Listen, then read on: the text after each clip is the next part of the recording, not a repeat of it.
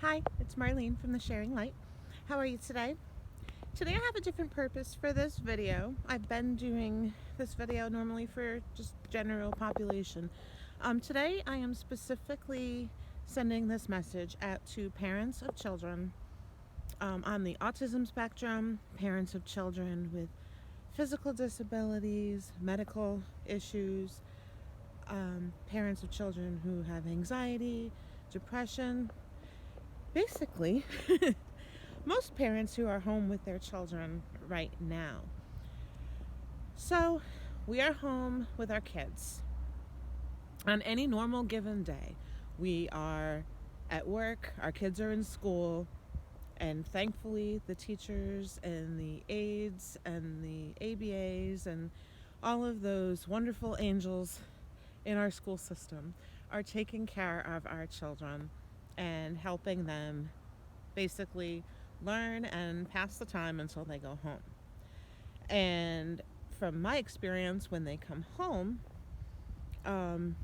they've held it in all day. They've been good all day. For the most part, they've been good all day. They've held it in. They have, they've held it in. They've come home. And for me, with my one child in particular, I was his verbal punching bag. He held it in all day long, would come home, and it was awful. He's older now. So I have 4 children. I have 4 children. 2 of them are on the autism spectrum, and 2 of them are not. So it's my oldest and youngest are, and my middle 2 are not. When my oldest child was born, I did not think I was doing parenting right. I had babysat for children and worked in daycares, and I'd been babysitting since I was 12 years old. And I finally had my own child who at 2 years old said to me, "Mommy, I don't know how to be good." I called my mom and I said, "Mom, are we supposed to teach them that? I never knew that you're supposed to teach your child how to be good." And she said, "No, you just know." That was when I started really realizing, okay, maybe it's not just me. Maybe there is, something going on. Well, it took until the age of 7, but he was diagnosed on the autism spectrum with Asperger's, high functioning Asperger's. So we were happy. We figured out what was going on. I wasn't happy that that's what it was, but figured out that's what was going on. So, the school with it was a battle. It was a battle to get the services that we got, but we got him a 1-to-1, and it was a battle. And it helped, but it helped though. It was very good for him. It was very good for him to have the services that he had. But he got used to being with a person throughout the school year, and he held it in for them. He did great for them in school. Sometimes he had to be escorted to a quiet room, which they lovingly called Alex's room. But he would come home and he would just be so angry. And I would cry. Not most of the time, not in front of him, but I would cry because I didn't think I was strong. I didn't know how to handle it. But I was strong. I was stronger than I even realized. Looking back now at what I went through, my husband wasn't home. He was working. He was out in Boston working. And he wouldn't come home sometimes till 7. But there were times when the kids were younger that he was on business trips a lot. He was traveling probably 40% of the time. And that's a lot when you have 4 children and it's just you. I wasn't working, but it was hard. It was a lot. And he's the closest person to me, but I don't think he even realized exactly what I went through when he wasn't there. Um, being on the spectrum for my son, I don't know, I always felt like he didn't have respect for women. Um, and it started with me. So, I don't know. Um, and then I remember hanging out with somebody. We I had my youngest daughter who wasn't diagnosed yet. She was actually still doing pretty well. And I was at my friend's house, and a friend of hers came over who had a child that was just like full blown autism. And I was telling her about how I had a son that was, Asperger's. And she told me how jealous she was that I had a high functioning child. Now, I, shortly after that, within a few months, my youngest daughter, um, I'm not going to get into a vaccine war here, but shortly after her vaccines, she stopped talking. She stopped looking at me. She stopped wanting her picture taken and being like a ham for the camera. She completely withdrew within herself. And the doctor was like kind of shocked because he knew that that's what I was worried about. I may have manifested it by thinking about it and just being so obsessed over it, and aligned myself to it in some way. But she was diagnosed 3 months after that with autism, like being fully on the autism spectrum. And so I got to see the comparison between a high functioning and not high functioning child. And it, to me, honestly, it was equal. It was equal. Yeah, I had a high functioning child who could communicate with me. Things that were things that were bothering him, things that were physically upsetting him, emotionally, with his anxiety or whatever. He was able to communicate all those things with me when he was able to. But there were times where he actually wasn't able to. And it turned out into more of like screaming and throwing things and sometimes destruction. So I was able to kind of see the difference with my youngest, her not speaking, but she was my little sweetheart. She didn't have the anger issues that my oldest did. So if you are a parent of a child of a high functioning or a parent of a child with a not so high functioning and there's a little bit of envy there, no. They both have their pros and cons. They really do. It's all equal. It literally all comes out in the wash. It really does. There are moments, your high moments where things are wonderful and beautiful with your low functioning would be your low moments with your higher functioning child. So, and then I decided to continue my experience. I hadn't been working for the 12, 13 years that I was raising my 4 children. Went back into the workforce and I became an ABA. First, I started out in a severe special ed classroom. I was with children that were in wheelchairs, that were nonverbal, some were blind or deaf, and I loved those children. Those children were the most beautiful little angels I've ever worked with in my life. I miss them. I miss them so much.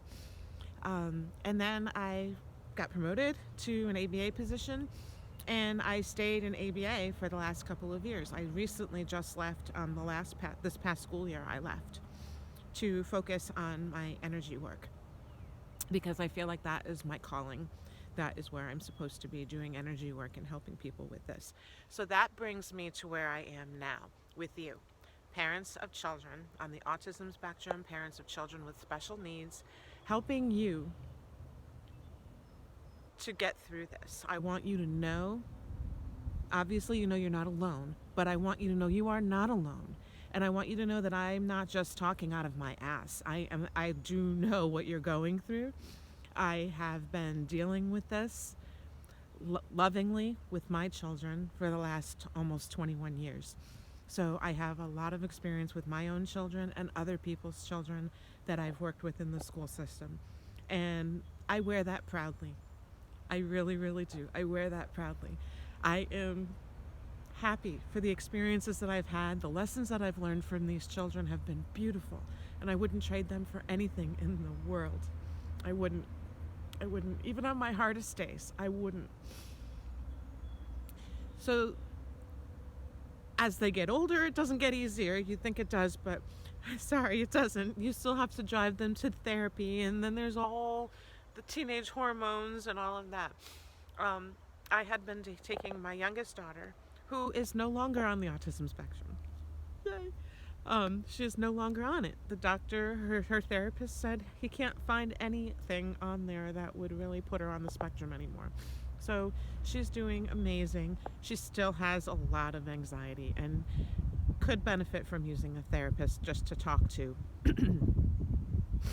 And so I had been taking her to some different counseling sessions and driving back and forth, and I felt like I was constantly in my car, alone in my car. I would constantly call my mom or my sister. I would call people, but I still felt lonely. It's a lonely, lonely place when you are taking your child to therapy. You just feel like nobody gets it, nobody understands.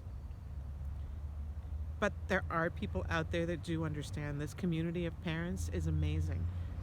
I understand. I don't care if you know me or don't know me. I want you to reach out to me. I want you to reach out to me the next time you are feeling lonely. The next time you are feeling like nobody understands. I get it. And I am happy to be here for you and willing to be here for you. And I would love and be honored to be there for you if you would let me. So I'm going to teach you a few things to help you on the days that we are home now. I don't want to say stuck at home. We are safe at home. The days that we are safe at home and our babies are safe at home with us. I know those days have to be challenging for you. They have to be lovingly challenging. And you may feel like you are really getting out of your mind. Instead of grabbing that glass of wine, or before you grab the glass of wine, I would ask that you tune in to this part of the video and or watch any of my other videos. But tune in to me to help you to tune in to you, to help you look for your strength, your purpose, your love, to help you to get through this moment where you feel like you are alone and things are spiraling. First, I want you to just be grateful. If you're having a moment right now, your kid is screaming because you mixed his mac and cheese with his cucumbers or whatever it is that we, God forbid, did that we should not have done. Take a moment. Be grateful for this moment. This child of yours is your angel. I get tears in my eyes when things are so true, and when I'm saying something that is resonating with everybody. That's the truth. This child of yours is your angel, your personal angel. Okay? Know that. You are learning from him or her, and he or she is learning from you. You guys agreed to be here for this experience right now, in this lifetime. You agreed to this. You agreed to these challenges. Your soul said, I want to go through X, Y, and Z. And so did that child's soul as well. And you guys agreed to this. You guys agreed that you would lovingly help each other learn the lessons, have the experiences, so that you can have more experience on your soul, like expand on the experiences of your soul so you can experience everything. We've all experienced everything, as males, as females, as disabled, as abled, everything. We've done all of it. Okay. Shake yourself out.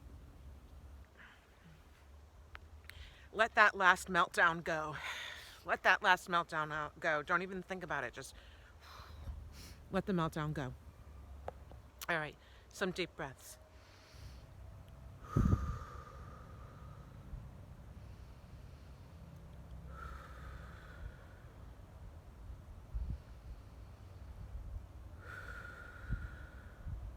Now I want you to tune into yourself.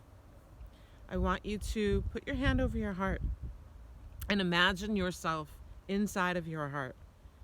Your heart is opening its eyes and looking around at the beauty of this world. Feel that. Tell your heart you love it. I love you. I love you. I love you. Keep saying it until you feel your heart's about to burst.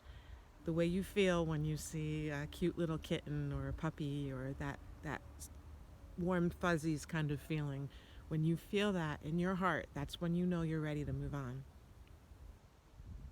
Once you've captured that feeling, now you're placing intentions on your heart. That's the moment when we feel that feeling in our heart. That's the moment where our intentions are heard the most, where we send things out into the field, into the universe, and they are listened to because they are the most heartfelt. They're not like when you are sitting there thinking, oh, please God, watch over my house. And it's like your typical like evening prayers, and you just kind of go through the motions, what you've memorized since you were a child and added on to as you've gotten older. I'm Catholic, so I kind of know. Instead of doing all of that, you are placing it on your heart. And when you do that, it makes it more from a loving place, and it makes it more with you wanting to have it happen. It's just more believable than when it comes just from your mind, when it's habit. Okay? So, I am strong. I am strong. I am strong. I chose this. I chose this. I chose this. My life is beautiful. My life is beautiful.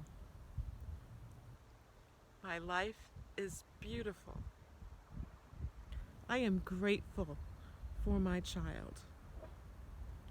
I am grateful for my child. I am grateful for my child. I love my life. I am grateful for my life. I am love.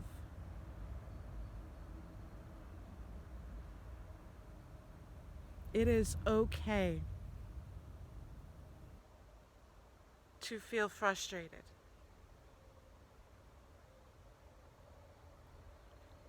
I am strong.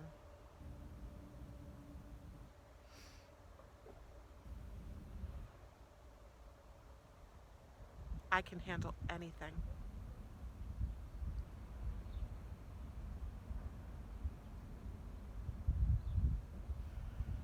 I am love.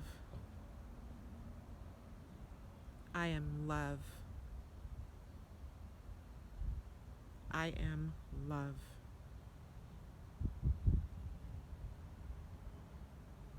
Now you can close your eyes and you can sit with this. You can feel what's happening in your heart. You can feel the love in your heart. Do you feel calmer than you did? I'm sure you do. Tune into this whenever you need to feel centered and calm, and know that you are not alone.